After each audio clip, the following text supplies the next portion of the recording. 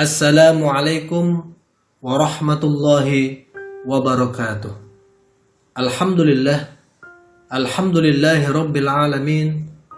Wassalatu wassalamu ala ashrafil anbiya'i wal mursalin wa ala alihi wa sahbihi ajma'ina, amma ba'd. Sahabat yang dirahmati Allah subhanahu wa ta'ala, menurut hukum fikih, saum kita dianggap sah apabila telah memenuhi syarat dan rukun saum serta menjauhi hal-hal yang membatalkannya. Meski demikian, agar saum bisa mengantarkan kita ke tingkatan takwa yang sesungguhnya, ketentuan fikih saja belumlah cukup.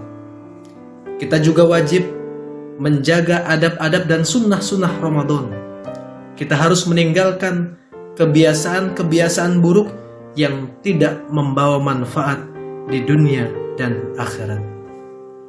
Sahabat fillah rahimakumullah, di antara adab-adab yang harus diperhatikan dan kebiasaan-kebiasaan buruk yang harus ditinggalkan adalah sesuai dengan pesan Rasulullah sallallahu alaihi wasallam dalam sebuah hadis. An Abi Hurairah radhiyallahu an qala Rasulullah sallallahu alaihi wasallam, man lam yada' qaula az-zur wal 'amala bih falaysa lillahi hajah fi ay yada'a ta'amah wa syarabah. Dari Abu Hurairah radhiyallahu an berkata, Rasulullah sallallahu alaihi wasallam bersabda, barang siapa tidak meninggalkan ucapan dusta dan perbuatan dusta, niscaya Allah tidak membutuhkan usaha dirinya dalam meninggalkan makanan dan minumannya. Hadis riwayat Bukhari. Sahabat fillah rahimakumullah, Imam Al-Baydawi Asy-Syafi'i mengatakan, tujuan disyariatkannya saum bukanlah lapar dan dahaga itu sendiri, melainkan dampaknya, yakni meredam nafsu syahwat dan menundukkan nafsu ammarah bisu, jiwa yang selalu mengajak kepada kejahatan, kepada nafsul mutmainnah, jiwa yang tenang dalam ketaatan kepada Allah subhanahu wa ta'ala dan Rasulnya sallallahu alaihi wasallam. Jika tujuan ini tidak tercapai, niscaya Allah subhanahu wa ta'ala tidak akan menerima saumnya. Jadi sabda Nabi sallallahu alaihi wasallam, Allah tidak membutuhkan, merupakan bahasa kiasan bahwa Allah subhanahu wa ta'ala tidak menerima saumnya, Allah subhanahu wa ta'ala tidak menerima puasanya. Sahabat fillah rahimakumullah, dari hadis yang disampaikan, setidaknya ada 2 virus yang dapat menggugurkan pahala puasa kita. Pertama adalah qauluz zur.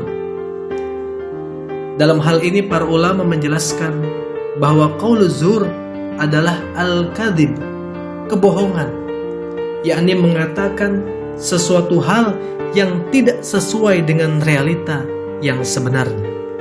Orang yang melakukan saum, orang yang berpuasa dituntut untuk senantiasa waspada, berhati-hati dalam menjaga lisannya. Ia tidak boleh sembarangan mengobrol ucapan dan janji, ucapan yang tidak membawa manfaat di dunia dan akhirat wajib ditinggalkannya. Apalagi membicarakan hal-hal yang dilarang agama, sudah tentu hukumnya haram. Jangankan ghibah, menggunjing, an-namimah, mengadu domba, atau memfitnah, sekedar bercanda alias melawak pun dilarang apabila mengandung unsur kebohongan. Perkataan orang yang saum, orang yang berpuasa harus senantiasa jujur, benar, dan sesuai dengan realita. Sahabat fillah rahimakumullah, virus yang dapat menggugurkan pahala puasa kita yang kedua adalah al-amalu bizzur. Al-amalu bizzur adalah melakukan tindakan dusta, yakni melakukan perbuatan yang didasarkan atas manipulasi dan juga kebohongan. Misalnya, seorang pedagang yang mengurangi takaran timbangan untuk meraup keuntungan sesaat, dan masih banyak contoh perbuatan dusta yang terjadi di tengah kehidupan masyarakat kita. Walau seringkali dianggap biasa dan lumrah, tetap saja perbuatan dusta adalah dosa besar yang bisa mengakibatkan gugurnya pahala saum kita.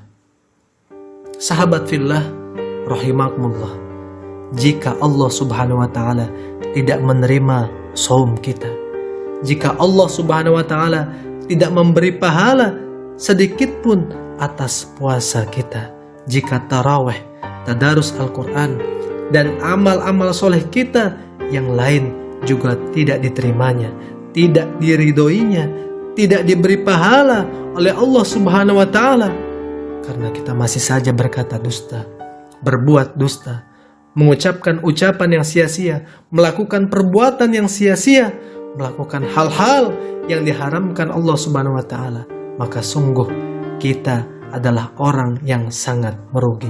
Maka sungguh kita adalah orang yang capek bekerja tanpa mendapatkan apa-apa.